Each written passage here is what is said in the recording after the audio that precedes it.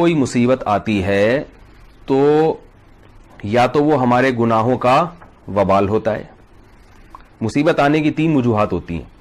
یا تو ہماری حماقت ہوتی ہے, ہم نے احتیاط کی نہیں ہوتی تو مصیبت آ جاتی ہے. اب آپ کے اعمال کتنے ہی اچھے ہوں, کبھی کوئی زندگی میں گناہ نہ ہو, سیٹ بیلٹ باندھے بغیر آپ گاڑی چلا رہے ہیں اسپیڈ میں, تو ظاہر ہے کہیں بھی بریک لگانی پڑے گی تو آپ دھڑام سے شیشے سے باہر جا کے نکلیں گے. اب آپ کہیں گے یار شاید مجھ سے کوئی ایسا گناہ ہوا ہے ماضی میں جس کی مجھے سزا ملی ہے. آپ سے گناہ کیا ہوا؟ اچھا آپ سے گناہ کیا ہوا کہ بھائی جب سیٹ بیلٹ ہے, نہیں آ رہی میرا خیال ہے بات, تو بے احتیاطی بھی تو ایک جرم ہے نا, اس کو لوگ جرم سمجھتے ہی نہیں ہیں.